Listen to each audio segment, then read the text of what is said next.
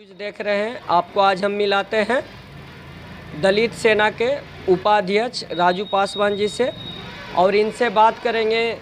जिस दिन कैबिनेट विस्तार हो रहा था उस दिन भी के जो रजत शर्मा जी हैं उन्होंने अपने न्यूज़ में चला रहे थे यादव, कुर्मी, मांझी, छोटे जाति के लोग कैबिनेट मंत्री में, और नीचे उनका लाइन चल रहा था कि छोटे छोटे जातियों को कैबिनेट मंत्री बनाया जा रहा है। इसी विषय पर हम चर्चा करेंगे दलित सेना के उपाध्यक्ष, प्रदेश उपाध्यक्ष राजू पासवान जी से। आपका सर हमारे चैनल में स्वागत है। चलिए, आपको भी स्वागत हो, बधाई हो। सर, अभी जो कैबिनेट विस्तार हुआ है उसमें यादव, कुर्मी, कुशवाहा, मांझी समाज के लोग मतलब शपथ ग्रहण किए हैं, कैबिनेट मंत्री बने हैं। तो उसी विषय पर एक न्यूज आती है जिसका एंकर रजत शर्मा जी हैं। उनके न्यूज में चल रहा था कि एक कुर्मी, कहार, कुशवाहा, मांझी भी अब छोटे छोटे जाति के लोग भी शपथ लेंगे। तो इस पर आप क्या कहना चाहते हैं?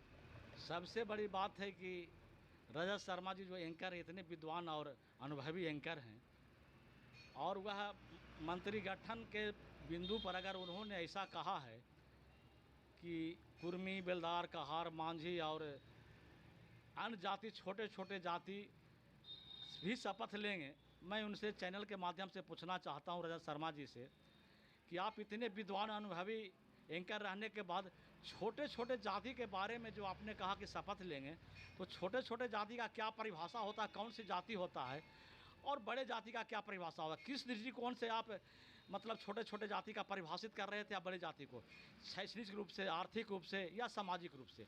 आप जब इस तरह का बात बताने का काम अगर मीडिया के माध्यम से, चैनल के माध्यम से करते हैं, और उसमें नाम भी ले रहे हैं, कुर्मी, यादव, मांझी, अन्य जाति का नाम लिए हैं, इसका मतलब आप छोटा जात समझते हैं? तो बड़ा जात कौन होता है? आज भी भारत जो है आज़ादी के इतना साल बीत जाने के बावजूद भी आर्थिक और सामाजिक रूप से सभी लोगों को एक करने का प्रयास किया जा रहा है, शैक्षणिक रूप से एक करने का प्रयास किया जा रहा है, और आप छोटी छोटी जाति का जो परिभाषा बात बोल करके सारे समाज को अपमानित करने का काम किए हैं। चाहे मांझी हो, दुसाध हो, कुर्मी हो, कोयरी हो, यादव हो, इसको अपमानित करने का काम किए हैं। इसका आपको खंडन करना पड़ेगा कि आप छोटी जाति का परिभाषा आपने कैसे नाम लिया। मैं इसलिए इस चैनल के माध्यम से रजत शर्मा जी के एंकर से जानना चाहता हूं कि आप नाम लेकर के, चाहे मांझी हो, कहार हो, बेलदार हो, कोयरी हो, यादव हो, उसको आपने कहा है कि छोटी छोटी जाति के लोग भी मंत्रिपरिषद में गठन में शामिल होंगे। किस आधार पर आपने कहा है, इसको आपको बताना चाहिए। और सर, जैसे अब छोटी जाति की बात हुआ तो ओबीसी में तो नीतीश कुमार भी आते हैं, वो भी एनडीए की सरकार में, तब तो वो भी छोटी जाति को हो गए हमारे मुख्यमंत्री। मैं तो आप जो कह रहे हैं कि छोटी जाति के नाम में यादव का नाम भी लिया, कोयरी का नाम भी लिया, चंद्रवंशी का नाम लिया, मांझी का नाम लिया, तो बिहार के मुख्यमंत्री जो खास करके नालंदा जिले के रहने वाले हैं और वो भी ओबीसी से आते हैं, कुर्मी जाति से ही आते हैं, तो उनको भी क्या माना जाए? उसको भी क्या माना जाएगा? मान लीजिए एंकर साहब जो कह रहे हैं तो वो भी छोटी जाति से आते हैं क्या? अरे छोटी जाति का परिभाषा मुख्यमंत्री के, जिसे कोयरी का नाम लेवे किए, कुर्मी का नाम लेवे किए, यादव का नाम लेवे किए, मांझी का नाम लेवे किए, तो मुख्यमंत्री भी छोटी जाति के से नहीं ना आते हैं? सभी समान जाति से हैं, सभी लोग जो है मान लिया समान जाति से आते हैं। हम लोग का हक अधिकार समान रूप से संविधान में मिला हुआ है। इसे ओबीसी कहते हैं, अनुसूचित जाति जनजाति के लोग कहते हैं, उसको छोटी जाति का परिभाषा किस रूप में किया गया है? हो सकता है रजत जी आर्थिक दृष्टि से बोले हैं या जनसंख्या की दृष्टि से बोले हैं, कौन दृष्टि से बोले हैं, थोड़ा इस पर आप नज़र डालें।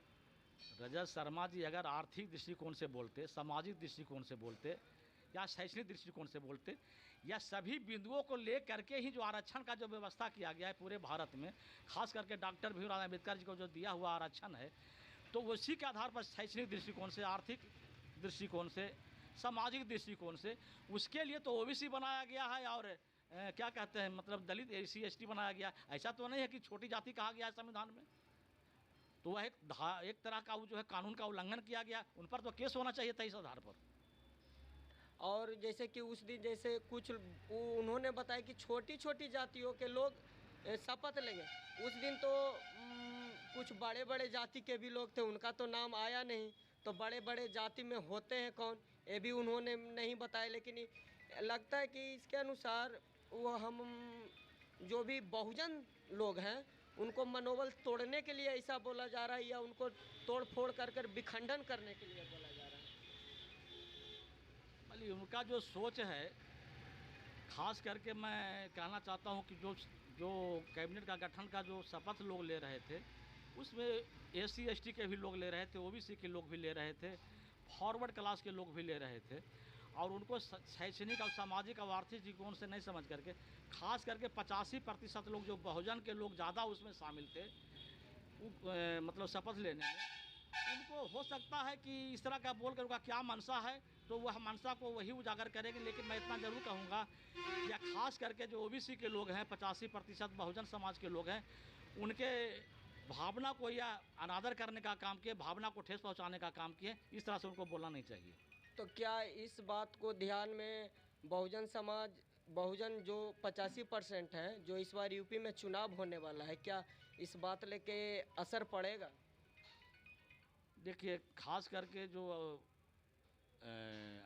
रजत शर्मा जी एंकर जो बोले हैं, इस तरह का शब्द का प्रयोग किए हैं, इसके लेकर के चाहे बिहार सरकार हो चाहे यूपी सरकार हो, इस पर जो है मतलब लोगों को बात रखना चाहिए था विशेष रूप से कि भाई कोई एंकर किसी समाज के व्यक्ति को, चाहे वह दलित हो, OBC के लोग हो, चाहे स्वर्ण हो, और स्वर्ण के नाम, फॉरवर्ड के नाम पर और बैकवर्ड के नाम पर, दलित के नाम पर अगर जो आरक्षण का व्यवस्था है उससे छोटी छोटी जाति कह करके अपमानित क्या करने का काम किया है, मैं समझता हूँ इसका तो प्रभाव यूपी में पहले से कुछ पड़ा ही है।